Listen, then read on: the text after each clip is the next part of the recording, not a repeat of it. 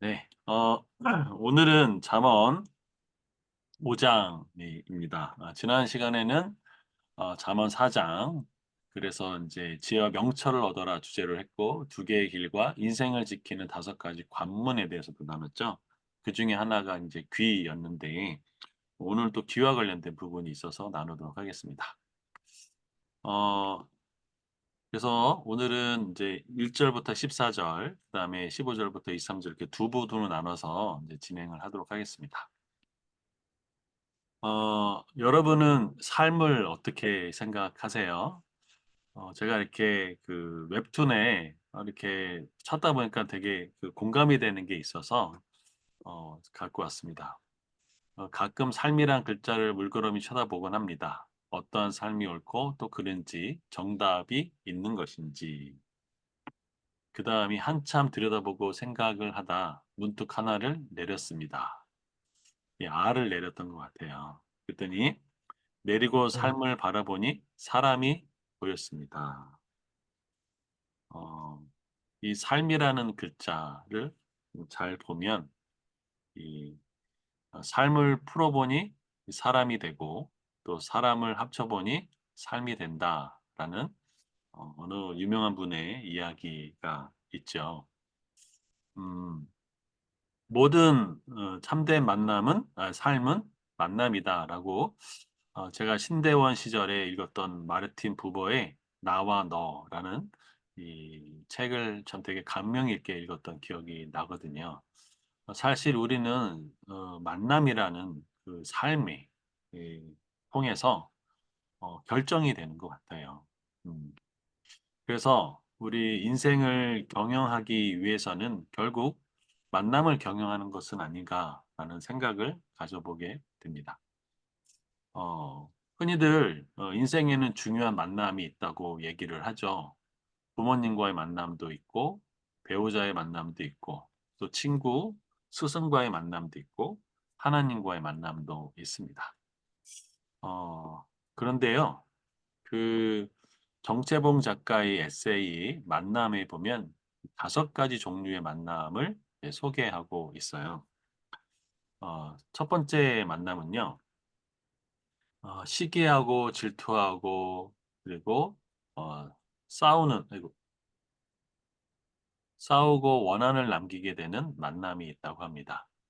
이러한 만남은 오래 갈수록 더 부패한 냄새를 풍기면서 만나면 만날수록 비린내가 나는 만남이 있다고 합니다. 이걸 생선 같은 만남이라고 얘기를 하고요. 푸른 씨 마르고 꽃은 화무 시비롱처럼 오래가지 못한다. 그래서 피어 있을 때는 환호하지만 시들게 되면 버려지는 만남. 그래서 꽃송이 같은 만남이 있다라고도 얘기를 합니다. 또 반갑지도 않고 즐겁지도 않고 그렇다고 싫은 것은 아니지만 만남의 의미가 순식간에 쥐어져 버리는 시간이 아까운 만남이 있다. 그래서 지우개 같은 만남이 있다고 얘기하고요.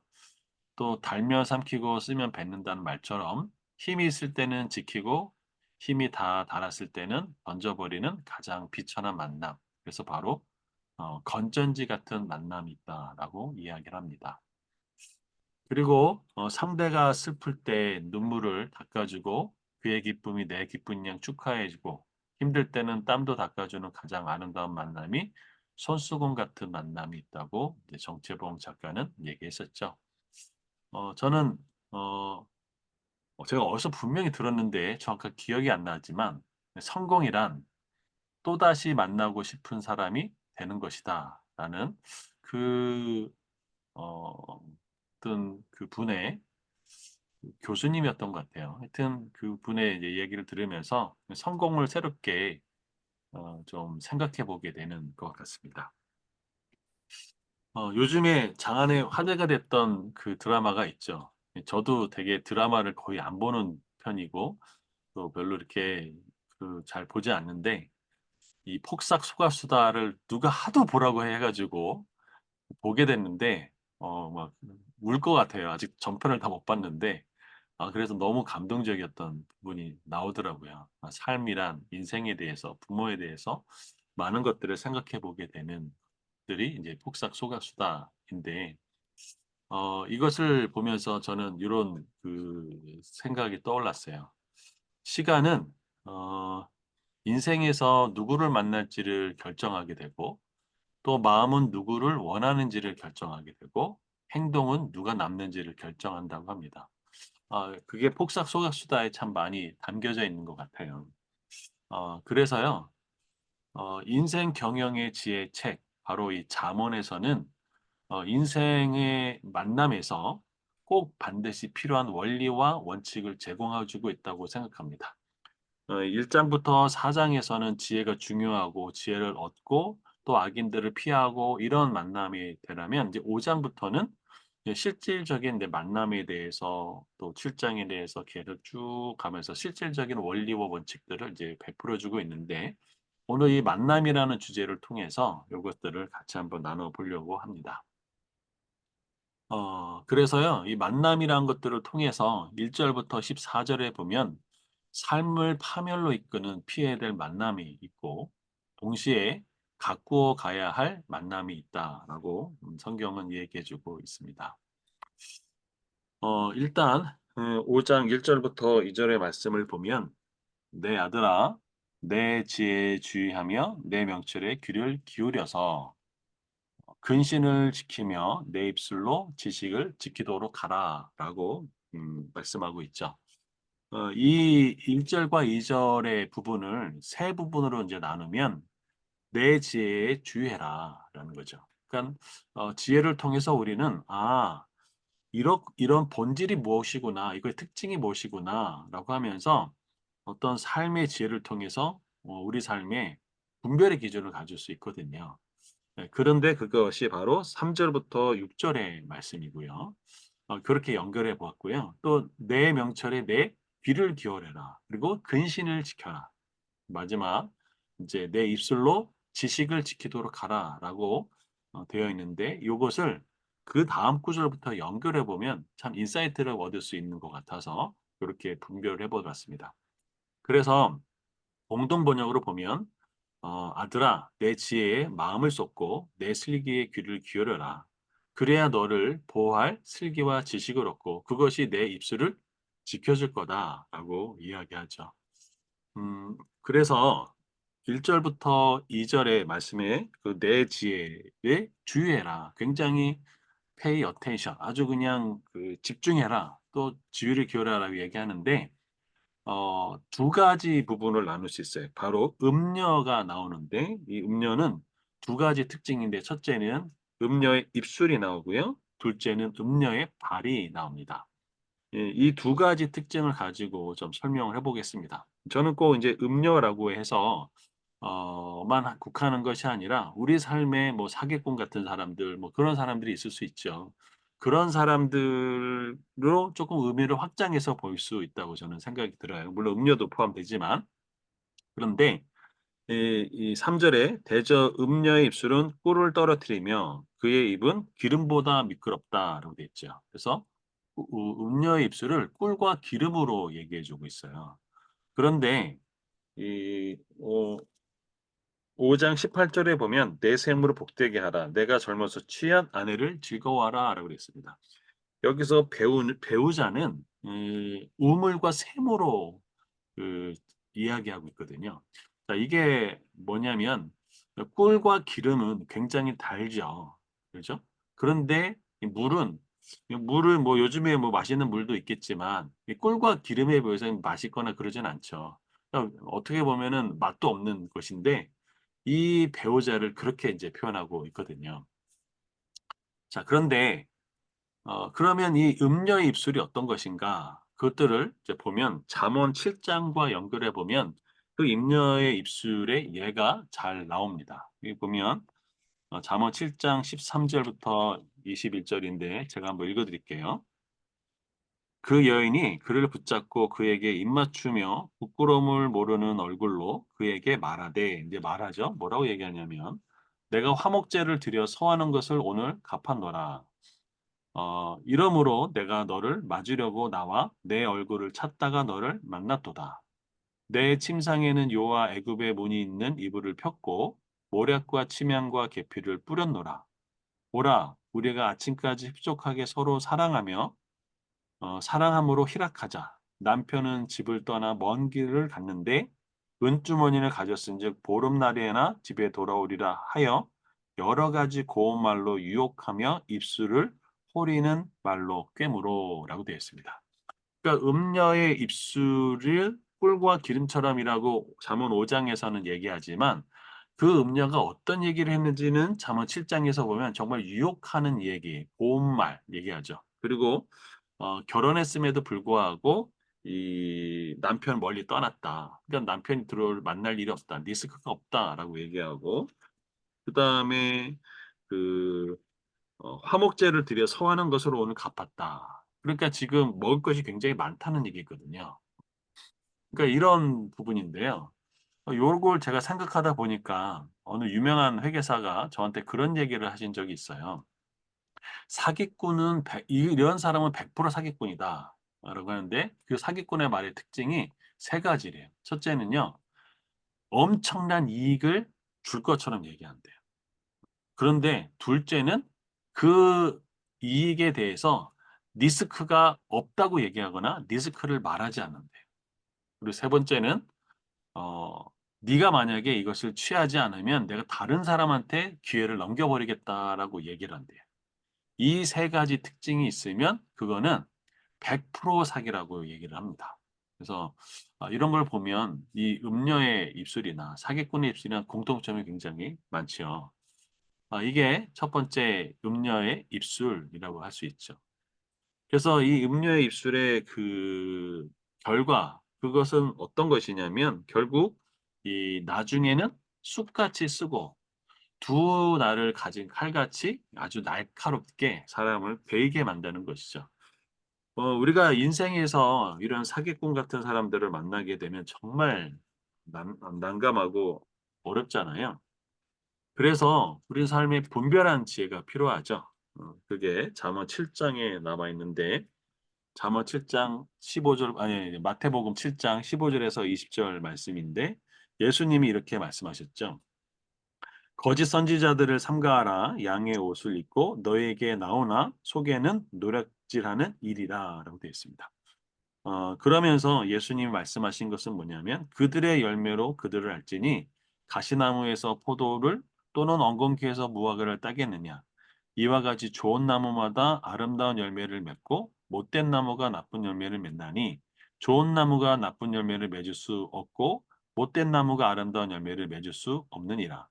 아름다운 열매를 맺지 아니하는 나무마다 찍혀 불에 던져지니라. 이러므로 사람들이 열매로 그들을 알리라. 되어 있습니다. 그래서 우리 삶에 그 모든 만남을 다 만날 수는 없겠죠. 분명히 우리 삶을 이제 보호해야 되고 피해야 될 만남이 있죠. 그러기 위해서는 그들의 열매로 그들을 아는 지혜가 필요한 거죠.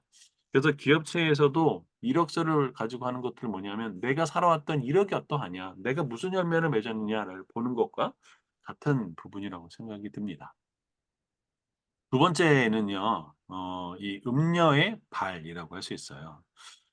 음녀의 발에 이제 묘사를 하고 있는데 이렇게 돼 있죠. 그 발은 이 사지로 내려간다. 이게 죽을 장소로 가고 있는 것이죠. 두 번째는 그의 걸음은 수올로 나간다. 이게 수올은 이제 지옥이죠. 그리고 생명의 평탄한 길을 찾지 못하고 자기 길이 그 든든하지 못해도 깨닫지를 못하는 그런 상태라고 이야기를 하죠. 어, 잠언 7장 22절에서 27절을 보면은 이렇게 되어 있습니다. 내 마음이 음녀의 길로 치우치지 말며 그 길에 미혹되지 마라.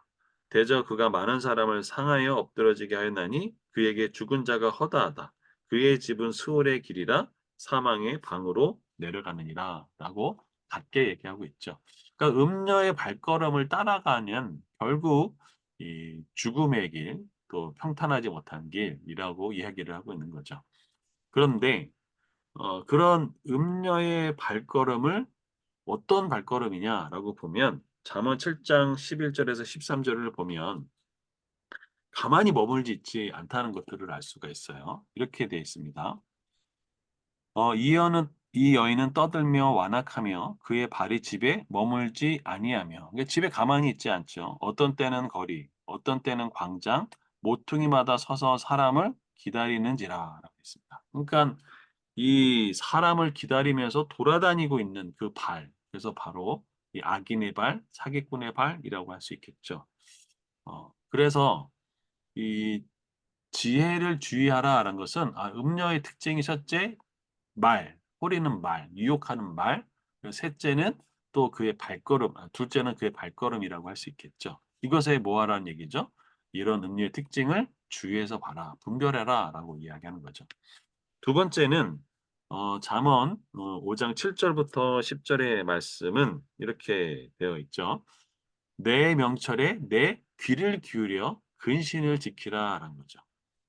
자, 여기서 이렇게 우리 삶에 피해야 될 사람, 우리의 삶을 파멸로 이끌고 지옥으로 인도하는 사람들에 대해서 우리가 어떻게 피해야 될까라는 것이죠. 그것은 7절에 이렇게 얘기하고 있죠. 그런즉 아들아 나에게서 뭐냐면 들으라라고 되어 있습니다. 그러니까 지금 어 음녀가 말로 호리는 것에 말의 유혹에 넘어가지 말고 아비의 말을 들으라라고 이야기하는 거죠. 두 번째는 내 입의 말을 버리지 말아라. 우리의 삶은 정말 그 한 끗 차이로 우리 삶이 결정될 수도 있죠. 우리가 어떤 선택을 하느냐 따라서 정말 비참한 결과를 가질 수도 있고 또 구사일생의 기회도 가질 수 있는 거죠. 그래서 그때 우리 삶을 지키는 것은 뭐냐면 부모님의 말, 지혜자의 말, 성경의 말 이런 거죠. 그 말을 버리지 말라는 거죠. 그러면서 이렇게도 얘기합니다. 8 절에 "내 길을 그에게서 멀리하라."라고 되어 있습니다. 그러니까 음녀가 다니는 길에서 멀리해라. 그리고 그의 집 문에도 가까이 가지 말라라고 되어 있습니다. 그러니까 음녀랑 이렇게 그 만날 수 있는 그런 데를 그냥 기웃기웃거리지도 말라고 얘기를 하는 거죠. 그런데 잠언에서는 이 어리석은 자가 이 음녀의 집에 가까이 가는 것을 볼 수 있어요. 잠언 7장 7 절과 8 절을 읽어 드릴게요. "어리석은 자 중에 젊은이 가운데에 한 지혜 없는 자를 보았노라. 그가 거리를 지나 음녀의 골목 모퉁이로 가까이 하여 그의 집으로 가는데"라고 돼 있어요. 그러니까 어 악의를 가까이 가는 부분이죠. 결국은 이 스스로 본인의 욕망에 의해서 음녀의 길을 갖게 되는 거죠. 그러니까 거기에 가까이 가지 말라라고 이야기를 하고 있습니다. 그래서 어느 분이 그런 얘기를 하시더라고요. 누구를 만나는가, 또 내 주변에 누가 있는가를 보면 우리 삶의 많은 부분을 이제 파악할 수 있다라고 하죠. 그래서 만남이 정말로 소중하고 중요한 것 같습니다. 내 주변에 어떤 사람을 만나느냐라는 것이죠. 희한하게요. 끼리끼리란 말이 있잖아요. 그쵸? 예. 사기꾼은 희한하게 사기꾼끼리 모이고요. 또 좋은 사람들은 좋은 사람끼리 또 모이고 참 다른 것 같아요. 그런 거 보면. 예, 두 번째였고요. 그래서 이렇게 음료를 따라가게 되면 어떤 삶의 결과가 오느냐. 그래서 잠언 5장 9 절에서 10 절을 보면 "내 존영이 남에게 잃어버리게 되고 내 수완 남은 생명이 잔인한 자에게 빼앗기게 될까?" 하고 세 번째 10 절은 "타인이 내 재물로 충족하게 되고 내 수고한 것이 외인의 집에 있게 될까 한다."라는 거죠. 그러니까 악인을 따라간 결과, 사기꾼을 따라간 결과, 음료를 따라간 결과 결국 존귀함을 잃고 생명도 또 재물도 수고한 모든 것들을 잃게 되어 버리는 것이죠. 그러니까 지금 이 잠언은 뭐라고 얘기하고 있냐면 어 이런 그 삶의 이런 사람들 따라간 삶의 결과를 보고 어떤 그런 유혹의 순간들을 "이겨라."라고 말씀하고 있는 것을 보게 됩니다. 그리고 삶을 파멸로 이끄는 그 만남을 피하는 지혜에 대해서 이렇게 얘기하고 있죠. 정리하자면 첫째, 이 말의 유혹의 말을 결과를 미리 봐라. 어떤 삶을 살고 있는가. 그래서 그 말이 뭐 정말 사기꾼처럼 뭐 큰 대박을 얻는 그런 이익을 얻을 거야. 하지만 리스크는 없어. 하지만 네가 이걸 잡지 않는다면 다른 사람에게 보낼 거야라고 하면 100% 사기라고 이제 이야기했던 것처럼 어떤 그 말의 유혹과 결과를 보고 분별하는 것이 필요하고요. 또 음녀의 길을 멀리하고 가까이 가지 말아라라고 하죠. 또 하나 자신을 보호하는 그 근신, 원칙들을 삶에 지키라는 것이죠. 정직해야 되고 또 하나님 앞에서 나아가는 그런 부분을 이야기해 주고 있다라는 것이죠. 그리고 어 누구에게 집중할 것이냐. 그래서 하나님의 지혜와 명철에 집중하라고 이야기하고 있습니다. 그다음에 이제 5장 11 절부터 14 절의 말씀은요. 요렇게 되어 있습니다. "내 입술로 지식을 지키도록 하라." 이것과 관련해서 이 11 절부터 14 절의 말씀을 보면 이렇게 볼 수 있죠. 5장 11 절에서는 "두렵건대 마지막에 이르러"라고 되어 있습니다. 마지막. 다시 말하면 인생의 우리가 이 땅의 삶을 다 마감하는 그 마지막 때가 있다는 거죠. 그리고 그때는 이제 육체가 이제 쇠약할 때라고 이제 이야기하고 있습니다. 이 땅에 태어난 모든 사람들은 누구나 다 이제 마지막을 향해서 달려가고 있죠. 그리고 그때는 누구나 다 자신의 삶을 결산하게 되고 돌아보게 되고 회상하게 되죠. 그때 어떤 말을 할 것인가? 어떤 입술의 말을 하게 될 것인가라는 것이죠. 이제 거기 보면 이 5장 12 절부터 14 절은 이 음녀를 따라간 사람의 후의 말들이 나옵니다. 여기 보면 "내가 어찌하여 훈계를 싫어하며 내 마음이 꾸지람을 가벼이 여기고 내 선생의 목소리를 청종하지 아니하며 나를 가르치는 이에게 귀를 기울이지 아니했던고 많은 무리들이 모인 중에서 큰 악에 빠지게 되었노라 하게 될까 염려하노라."라고 되어 있습니다. 그러니까 결국은 이 음녀를 따라가게 되고 내 삶을 파멸로 이끌게 된 사람을 만났더니 결국은 무슨 문제가 있었을까요? 거기에는 바로 경청의 문제가 있었던 것들을 알 수 있죠. 내가 왜 훈계를 싫어했고 내가 왜 마음의 꾸지람을 가볍게 여겼고 또 가르치는 그 선생님의 목소리를 듣지 않았는가? 왜 귀를 기울이지 않았을까? 이렇게 얘기죠. 결국 내가 잘못 들은 것에서 문제가 있죠. 그래서 뭐 할까요? 잠언 5장 1 절과 2 절에서는 "내 아들아 뭐에 귀를 기울여?" 그러니까 진리의 지식에 귀를 기울여라라는 거죠. 결국 듣는 것이 얼마나 중요한 것인가. 음녀의 말을 들을 것인가 하나님의 음성을 들을 것인가 성경의 말씀을 읽을 것인가 이런 것을 알 수 있죠. 어 현대인의 성경을 보면 이렇게 되어 있습니다.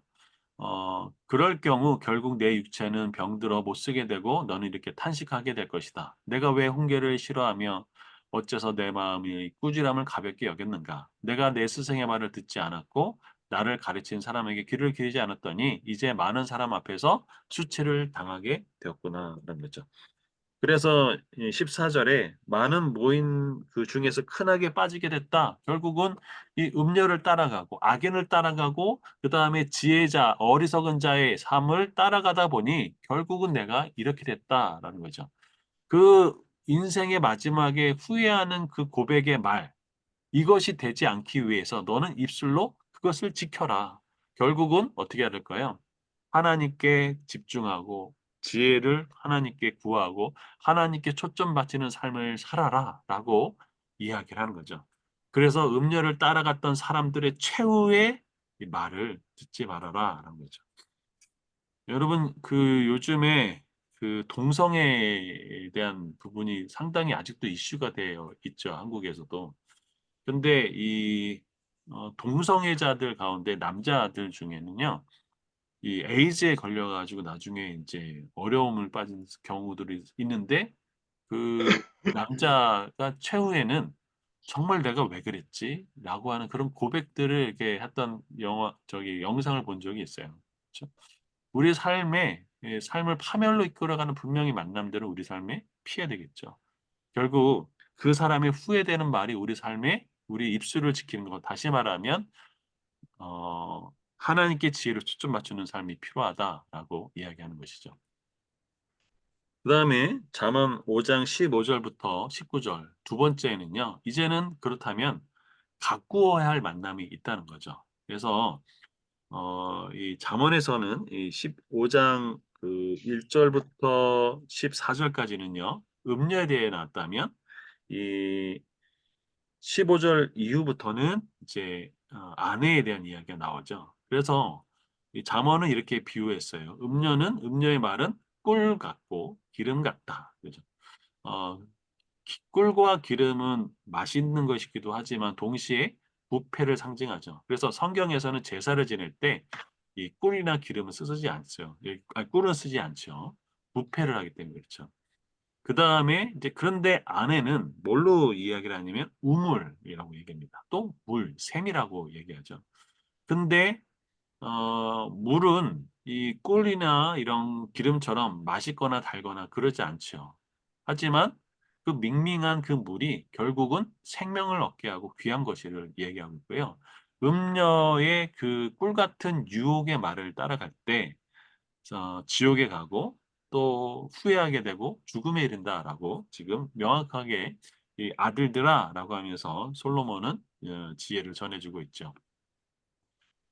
그러면 우물이라는 것은 어떤 의미를 가지고 있을까라는 거죠. 그래서 보통 18절에 내 샘으로 복되게 하라. 내가 젊어서 취한 아내를 즐거워하라라고 되어 있습니다. 그래서 우물과 샘은요, 아내를 뜻합니다. 그래서 왜 우물과 이제 그 15절에 보면 너는 내 우물에서 물을 마시며 내 샘에서 흐르는 물을 마시라라고 되어 있죠.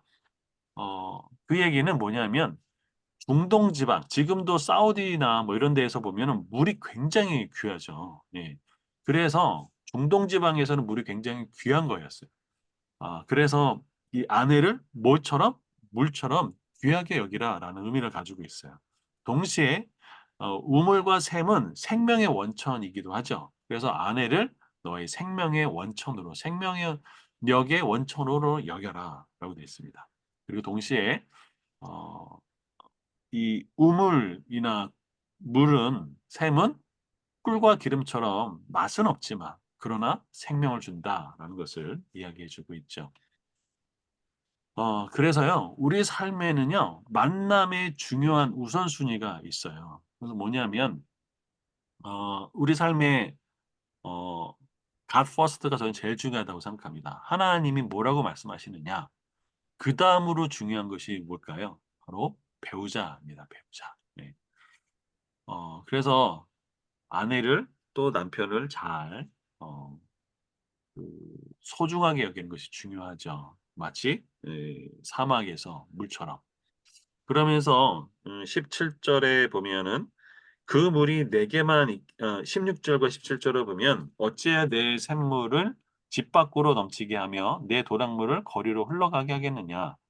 그 물이 너에게만 있게 하고 타인과 더불어 그것을 나누지 말라라고 했습니다. 만약에 이 그 집 밖으로 넘치게 되고 또 도랑물이 거리고 나가게 되면 어떤 것이 될까요? 그게 바로 음녀의 길처럼 행동하는 거죠. 다시 말하면 남편이 없는 마치 음녀처럼 살게 하는 거, 아내를 외롭게 하는 거, 그것은 누구에게 원인이 있다고 얘기하냐면 바로 남편에게 원인이 있다고 얘기하는 거죠. 그래서 건강한 가정은 남편이나 아내 혼자서 만들지 않고 함께 만드는 것이라고 말합니다. 그래서 남편은 남편다움으로, 아내는 아내다움으로 가정을 세우는 것이라고 말하고 있죠. 그런데 우리 삶은 너무나 요즘 많이 바쁘죠. 근데 정말 바쁘다면 우리가 좀 주의해야 될 것이 있습니다. 제가 이제 뭐 1월 달인가 2월 달에 우연히 영상을 보게 되다가 참 많이 공감이 됐던 것들인데요. 한 아내가 집을 나간 이 남편분이 이 상담소를 찾아와서 도대체 이해를 할 수 없다. 이게 도대체 어떻게 된 것이냐라고 이제 하면서 이 상담을 했던 부분을 영상을 잠깐 갖고 왔는데 같이 한번 잠깐 보시죠. 상담을 많이 하다가 보면은요, 이 지경이 될 때까지 어떻게 남편이라는 사람이 모를 수가 있을까? 이런 생각도 할 수 있어요. 이런 경우가 남편도 자기 마음을 그렇게 보살피는 분이 아닌 경우가 굉장히 많아요. 지금 사례를 주신 이분도 내 마음을 내가 챙기지도 않는데 뭘 알아야 부인 쪽 마음도 챙기거나 좀 알아주거나 지 뭐 이거를 할 거 아니에요. 근데 이거가 잘 감지가 안 되면은요, 아내 쪽 마음에 대한 것도 잘 몰라요. 알아서 뭐 회사 가고 돈 벌고 다 일상 그냥 살잖아요. 그러니까 물끄러미 아내 쪽도 보면은 그냥 그러고 사는 줄 알아요. 이게 사실 두 분 다 안타까운 분들인 거죠. 서로 이것을 알고 교류하면서 만져주고 맞닿아주고 같이 연결해주고 뭐 이런 거면 얼마나 좋겠어요. 사실 결혼을 시작했을 때는 아마 그 마음으로 시작하셨을 것 같아요. 그러니까 이거는 누가 잘했다 잘못됐다가 아니에요. 부부 상담은 잘했다 잘못했다를 갖고 살 수가 없어요. 모르는 거예요. 당신이나 나 지금 와서 보니까 기능적인 부부로만 살아왔던 거고, 저는 이 사례를요 되게 희망적으로 보고 싶어요. 예. 네, 어, 상담을 많이. 어, 이게 이제 어떤 케이스냐면요. 어느 날 이제 남편과 아내가 결혼했는데 이 아내는 그 부모님이 이혼한 가정이었어요. 그래서 이 남편으로부터 사랑을 많이 받고 싶어 했는데 이 남편은 너무 바쁘게 돌아다니는 거예요. 그랬더니 나중에는 어떠냐면 이 아내가 견디다가 못해서 나간 것이죠. 그래서 네 남편은 아니 돈 잘 벌어주고 이렇게 했는데 왜 나가는지 이해를 못 하는 거죠. 근데 결국은 이제 상담에 찾아와서 그런 이야기를 하면서 이 상담사가 이야기하는 게 뭐냐면 너무 바쁘게 살다 보니까 남편은 남편 스스로 나를 돌아보는 시간이 없었던 거죠. 내가 뭘 좋아하고 뭘 싫어하고 또 나는 어떤 마음의 상태를 가지고 있는지를 돌아보지 않는 상태에서 그게 쌓이다 보면 이제 내가 다른 사람의 마음을 잘 이해를 못하게 되는 거죠. 그래서 어떤 이렇게 이야기를 하냐면 바로 상담가는 아내의 마음을 잘 이해하기 위해서는 먼저 남편 자기 자신을 잘 봐라라고 이야기하고 있는 것이죠. 그래서 이 남편을 사랑하라 아니 이제 남편과 아내를 사랑하라라고 얘기하는 거죠. 그래서 어떻게 하냐? 18, 19절을 보면 이 아내를 사랑하고 남편을 사랑하는 그 배우자에 대한 부분이 나오는데 이렇게 돼 있죠. 18절에 보면 내 셈으로 복되게 하라. 복되게 하라 그죠? 두 번째는 내가 젊어서 취한 아내를 즐거워하라라는 거죠. 아내를 복되게 하고 기뻐하고 뭔가 행복하게 하라는 것이죠. 두 번째는 젊어서 취한 아내라고 되어 있어요.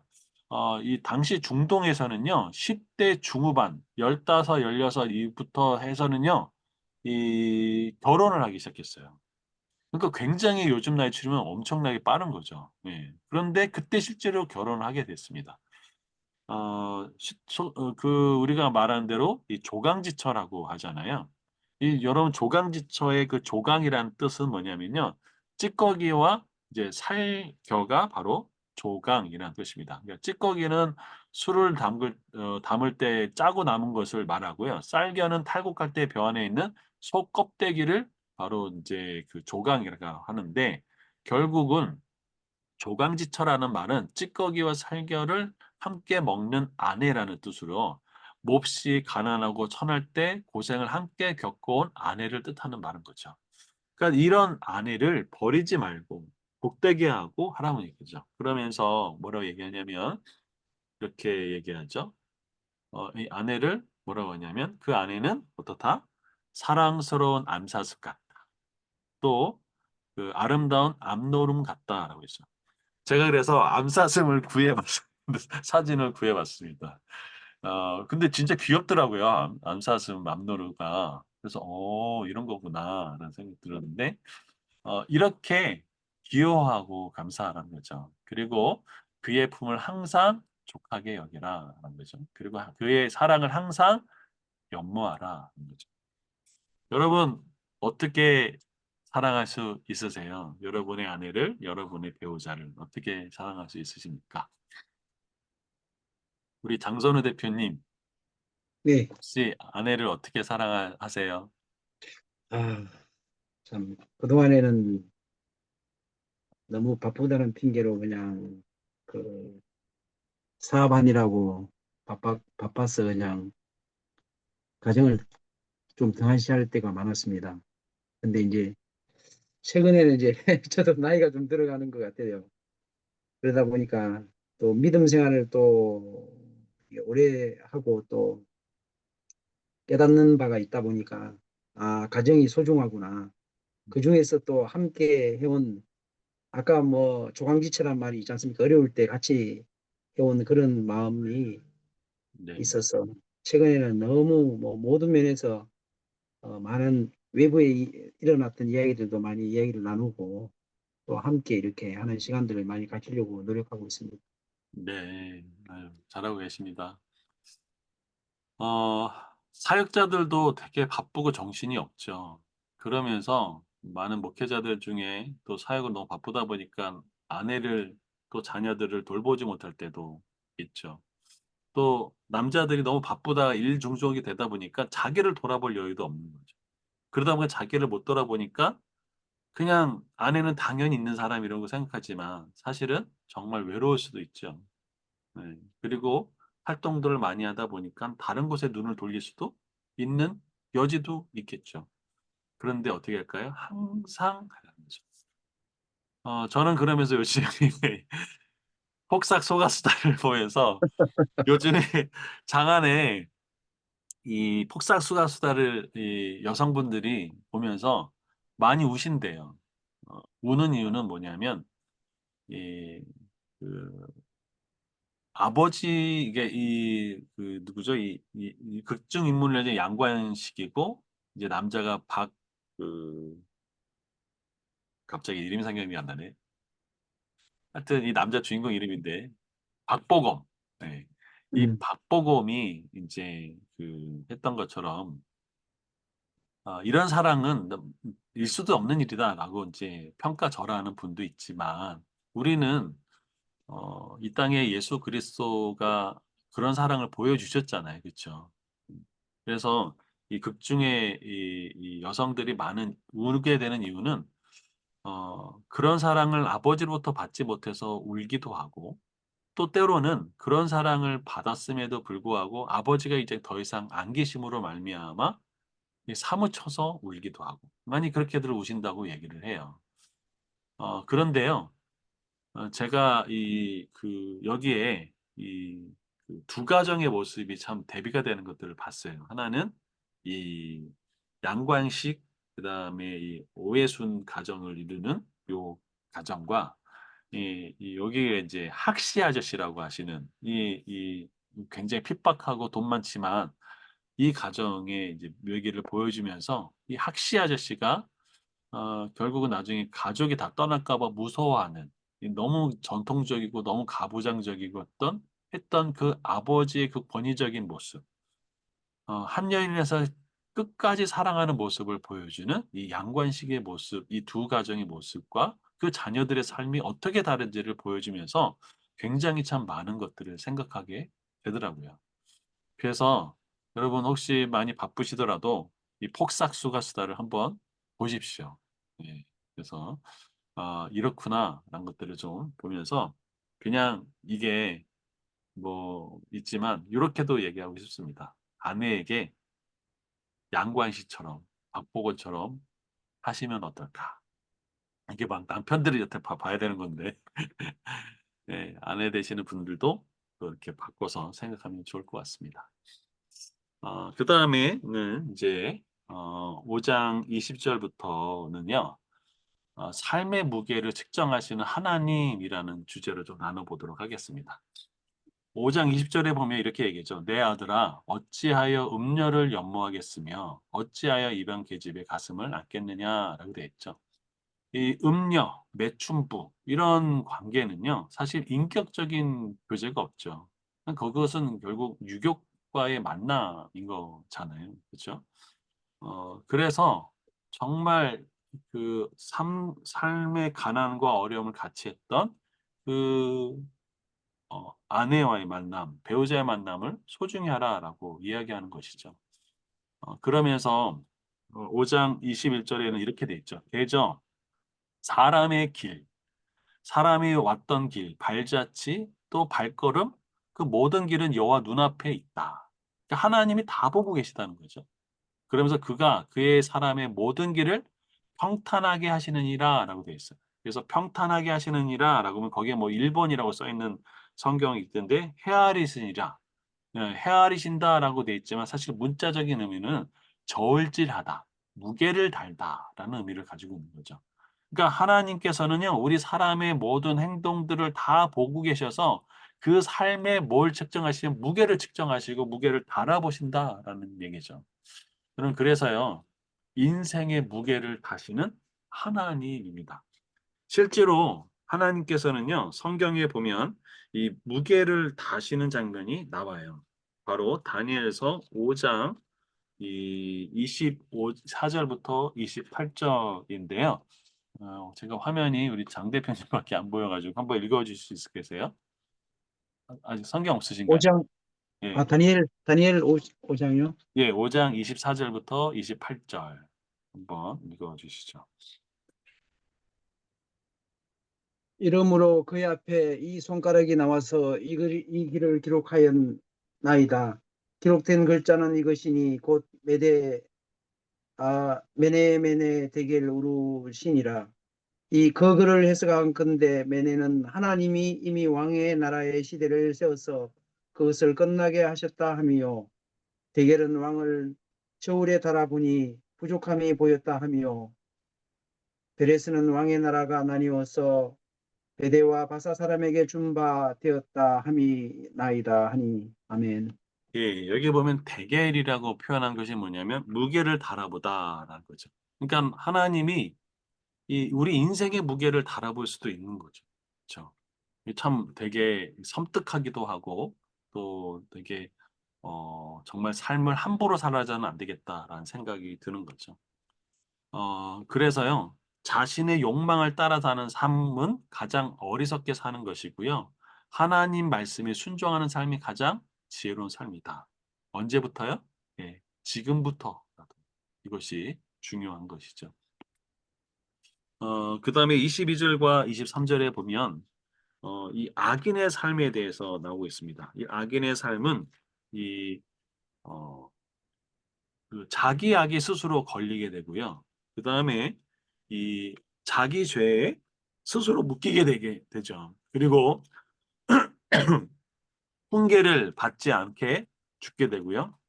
심히 미련함으로 혼미하게 된다. 망하게 되고 방황하게 되고 길을 잃어버린다라고 성경은 기록해주고 있습니다.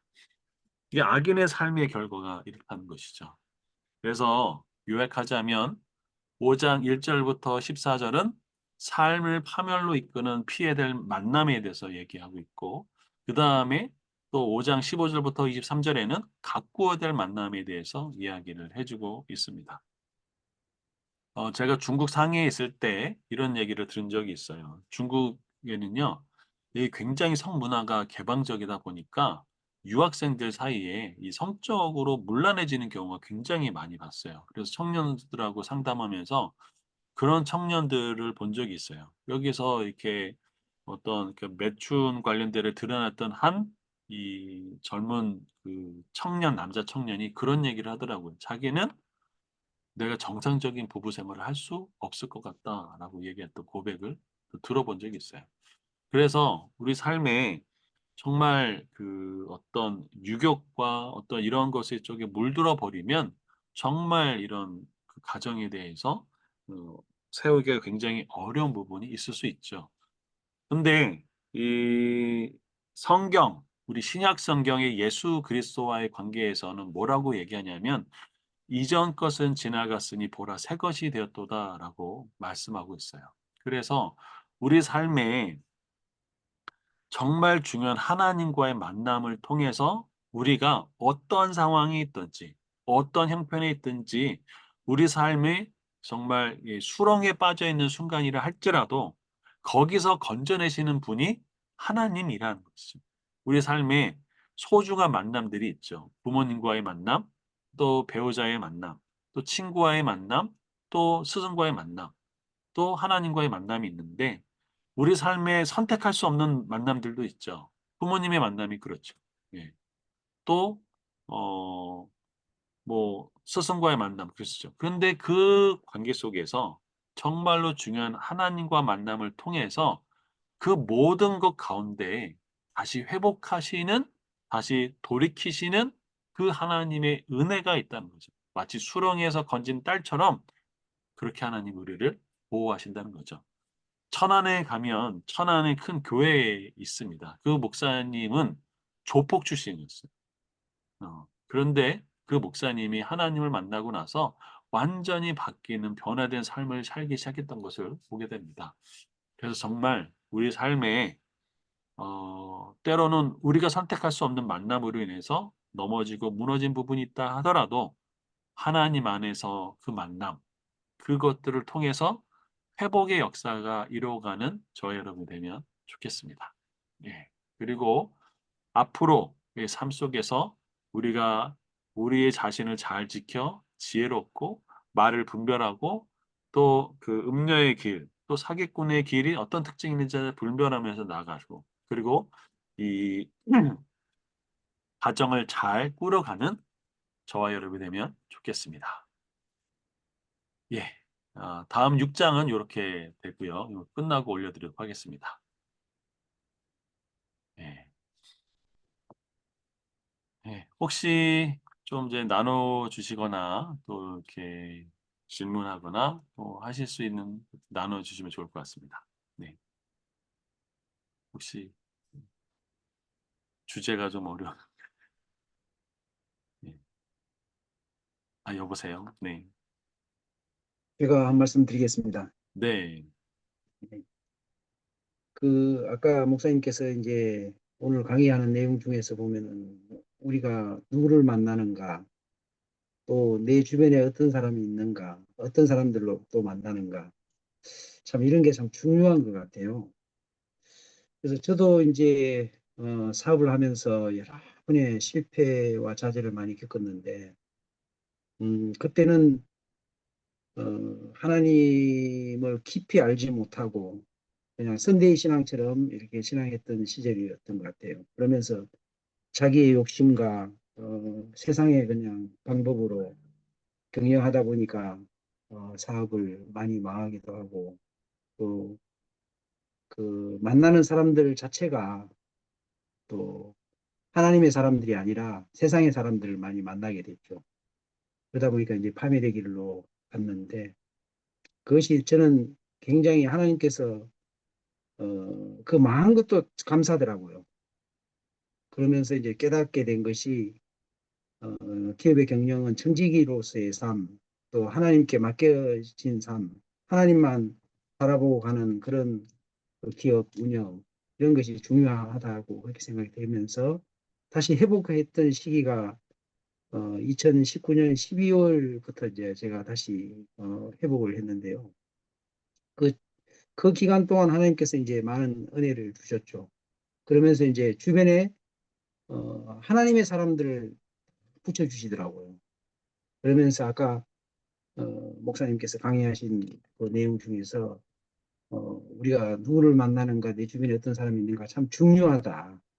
그런 생각을 오늘 또 새롭게 한번 또 해봤습니다. 네. 또 되게 또 귀하게 나눠 주셔서 감사드립니다. 네. 사실은 회사를 경영하다 보면 어떤 바이어를 만나느냐, 또 어떤 직원을 뽑느냐, 또 이런 거에 따라서 굉장히 회사의 이런 것들이 좌우가 되잖아요. 그래서 그 삼성의 그 이병철 회장은 사주까지 봤다고 관상까지 봤다고 그랬죠. 그럴 정도로 뭐 굉장히 그런 것들을 하는데 우리 팽경희 대표님은 좀 경영하시면서 어떠셨습니까? 저는 경영하면서 사실 좀 그런 유혹의 기회가 별로 사실은 없었던 것 같아요. 아마 제가 글로벌 회사에 다녀서 그러지 않았을까. 그 회사 자체가 일단 뭐 기술이나 이런 것도 브랜드 이런 게 되게 탄탄하고, 그러니까 소비자, 다행히도 이제 제가 다니던 그 코렐도 그렇고, 테팔도 그렇고, 소비자에게 유익을 주는 혁신적인 제품들 생산하는 곳이었기 때문에 그거를 정직하게 전달하고 그런 거로도 사실은 큰 성과를 낼 수 있었기 때문에 좀 환경이 좋아서 그런 갈등은 사실 별로 없었던 것 같아요. 그래도 그 저기 뭐야 이 직원들을 또 잘 뽑아야 되잖아요. 그렇죠. 예. 네, 그것도 만남인데 아, 그렇죠. 예. 네. 그럴 때는 어떻게 분별해서 일을 가지고 계십니까? 저는 그 면접을 볼 때 항상 마지막에, 일단 면접을 볼 때도 이 사람이 그 관심이 어디에 가 있는지, 자기를 음, 먼저 생각하는지, 회사를 먼저 어떻게 기여할지 생각하는지 그 기준으로 보고 마지막에 이제 항상 질문할 거 없냐 물어보거든요, 제가. 음, 그럼 그 질문에서 판가름이 나는 것 같아요. 음, 그 질문이 내가 이 회사에 기여하고 싶어서 정말 궁금한 것들을 물어보느냐, 아니면 자기 자신의 뭐 회사 복지가 어떠냐, 그런 몇 시, 언제까지 근무하니까 자기 걸 챙기는 질문을 한 이런 경우가 있어서, 아니면은 아예 관심이 없거나, 그러니까 관심이 없으면 질문도 못 하잖아요. 그래서 저는 많이 판가름하는 기준이 마지막에 그 사람이 질문하는 거, 궁금해하는 거, 관심사를 보면 그 사람을 판단할 수 있기 때문에 마지막에 항상 질문 시간을 주고 그게 판단을 많이 잘했던 것 같아요. 제가 어제 책을 하나 읽었는데 네, 그 질문의 답을 어떻게 하냐에 따라서 아니면 질문은 어떤 질문을 하냐에 따라서 그 사람의 역량이 드러난대요. 네, 이 코칭에서 제가 이제 배워보면서 그러니까 내가 어떤 질문을 하느냐는 그 사람의 수준이고 역량이고 네, 또 어떤 대답을 하느냐도 그 사람의 수준이고 역량이다라고 해서 이 질문의 파워가 어마어마한데 네, 대표님은 그 여기서도 사람을 뽑는데 이렇게 중요한 그 원리가 있는 것 같아요. 관심이 나한테만 있느냐, 아니면 그 다른데, 다시 말해 회사 주인에게 있느냐라는 것. 그래서 자기에게 있으면 이제 시야가 좁아지고 또 실패할 확률이 높고 또 이기적으로 갈 가능성도 높고 그래서 이제 분별하게 되고 그래서 이제 한번 질문해봐라라고 했는데 질문할 거리가 없으면 에너지가 없고 관심도 없고 적극적이지도 않고 뭐 네, 이런 걸로 이제 판단이 되고 동시에 또 질문하는데 연봉이 얼마예요? 뭐 아니면 복지가 어떻게 돼요? 라고 이제 물으면 이게 자기중심적이고 그래서 그렇게 매치하시면서 또 보시고 저는 뭘 할 수 있습니다. 뭐 이렇게 또 회사는 앞으로 어떻게 하는 겁니까? 뭐 이렇게 네, 보면서 네, 뭐 이렇게 그 삶에도 분별하는 지혜가 참 필요하다라는 생각. 네. 그런 거 보면 정말 이렇게 그 사람을 어떻게 뽑느냐 그게 중요한 지혜인 것 같네요. 예, 그러니까 전 주로 최종 면접을 보니까 네, 질문을 하면 아까처럼 정말 그 둘 중에 기여하고 싶은 질문하는 사람이 있고, 아니면 자기를 챙기는 질문하는 사람이 있고, 아니면 질문을 안 하는 이유가, 예를 들면 뭐 저는 마지막 최종 면접이니까 뭐 앞에 대리님이, 과장님이, 부장님이 잘 설명을 해주셔서 질문이 없어요 그러는데, 그러면 이제 센스가 주제 파악을 못하는 거예요. 왜냐하면 대리한테 물어야 될 질문이 있고, 과장, 부장한테 물어야 될 질문이 있고, 사장한테 물어야 될 질문이 있는 거거든요. 사장이랑 인터뷰를 하면 분명히 아무리 대리부장이 설명을 잘 해줬어도 사장 수준에서 할 대화가 있는 거거든요. 그러면 나랑 인터뷰한 사람 중에 사장님이구나. 그럼 거기 좀 더 거시적이고 뭐 이런 질문을 좀 해야 되는데, 그런 거 보면 이제 주제 파악을 못하고 센스가 없는 거죠. 그런 경우 질문을 안 해도. 이게 참 굉장히 좋은 그런 아이디어네요. 네. 네, 참 그렇죠. 네, 뭐 저는 대리님하고 뭐 더 했습니다. 그러니까 나는 수준이 이거예요. 이렇게 얘기하는 거. 예, 예, 예, 예. 네, 그렇게. 사장님 수준에서는 뭐가 궁금할까 생각하고 이제 질문을 해야 되는데, 뭐가 듣고 싶을까 생각하고 질문을 해야 되는데. 음, 네, 참 좋은 것 같습니다. 예. 우리 김진주 자매님이나 우리 강석광 대표나 이윤선 대표님 중에 뭐 혹시 나누거나 뭐 얘기하고 싶은 게 혹시 있으실까요? 그래도 제가 오늘은 시간을 좀 잘 맞췄습니다. 오버되지 않게. 예. 여보세요? 예, 예. 저는 최근에 이제 구직을 조금 하려고 해서 네. 현경희 대표님 말씀 듣고 면접을 어떻게 치러야겠다 이런 데 많이 도움이 되고 사실은 모두가 다 지혜롭고 그 형통하게 살고 싶어 하잖아요. 근데 이제 그러기 위해서 잠언을 보면서 이제 그런 하나님 말씀대로 기준 삼아 살려고 하지만 그게 어떻게 보면 현실적으로 너무 어려울 때도 있고 그리고 그 하나님의 말씀이 좀 어렵게 느껴져서 그 인사이트를 그대로 받아들이지 못하는 경우도 있잖아요. 그럴 때 사실은 잠언만 본다고 해서 이게 와닿는 게 아니고 사실은 많은 경험을 통해서 이제 그, 그 뜻을 이해하거나 아니면 다른 어떤 보수적인 책을 이용해서 이해를 하게 되는데 뭐 아무튼 형통하고 지혜롭고 살고 싶은 의욕은 높지만 그러지 못한 저의 현실을 통해서 많이 좌절하게 되는 것 같고 방법을 좀 구하고 싶습니다. 그래서 김진주 자매님이 젊으시잖아요. 네네. 다 깨져요, 젊을 때는. 그렇죠, 펭귄 대표님. 그럼요. 김진자매는 이제 취업하신다 그러니까 제 경험에서 우러난 이제 하나 조언을 드리면 제 조카가 이제 뭐 처음에 대학 졸업하고 대기업 면접을 볼 때 제가 항상 마지막에 꼭 질문을 하라 그랬어요. 왜냐하면 네가 어떤 질문을 하는지가 널 나타내는 것이다. 그랬더니 선배들이 질문을 하지 말라 그랬다라는 거예요. 왜냐면 아마 면접 빨리 면접관들도 면접 빨리 끝내고 싶은데 질문하면 짜증낼 수 있으니까 질문하지 말라고 이제 고만고만한 레벨의 선배들이 그렇게 어드바이즈를 해준 거죠. 그래서 근데 제 말은 어떤 질문을 하냐에 아까 성공의 정의가 또 만나고 싶은 사람이 되는 것이잖아요. 근데 누가 어떤 사람을 또 만나고 싶나? 사람들이 가장 좋아하는 사람은 자기 얘기를 들어주는 사람이거든요. 그러니까 맞아요. 질문을 할 때 그 상대방이 하고 싶은 얘기. 예를 들면 뭐 성공한 무슨 케이스가 있다면 어떤 비결로 이게 성공했냐라든지 뭐 이렇게 음, 그럼 특히 윗사람들은 자기 회사 막 자랑하고 싶고 자기 성공한 거 막 자랑하고 싶으면 좋거든요. 그러니까 그런 걸 얘기할 수 있는 질문을 하면 음, 다르죠. 그러니까 자기가 하고 싶은 얘기를 하게 해준 사람이잖아요. 너무 감사합니다.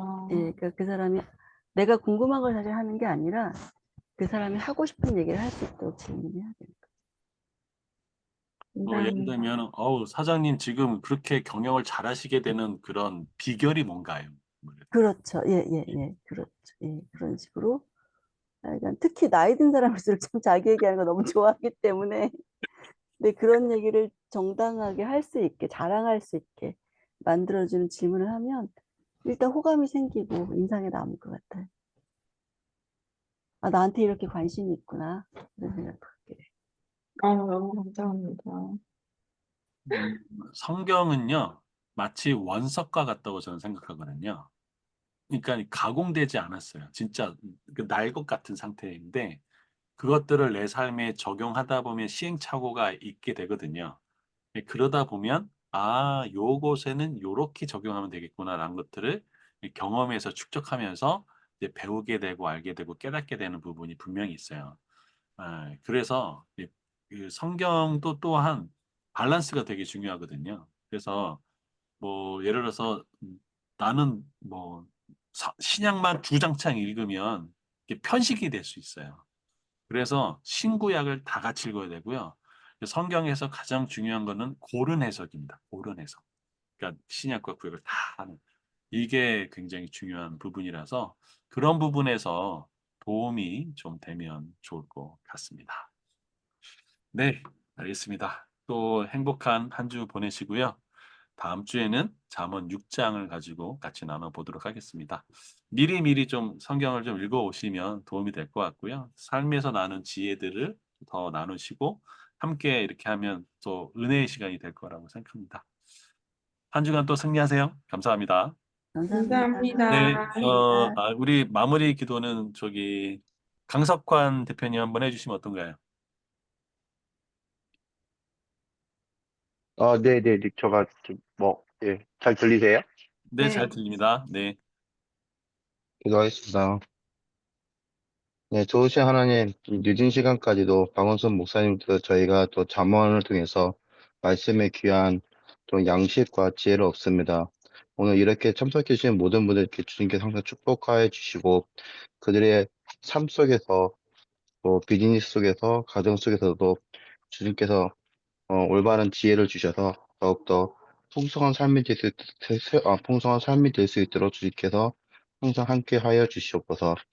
오늘 함께 해주신 모든 분들께 주님의 은혜와 평강이 있기를 간절히 원하옵고, 오늘 이 시간 또 말씀을 또 인도해 주신 박은선 목사님도 주님께서 항상 붙잡아 주시옵소서.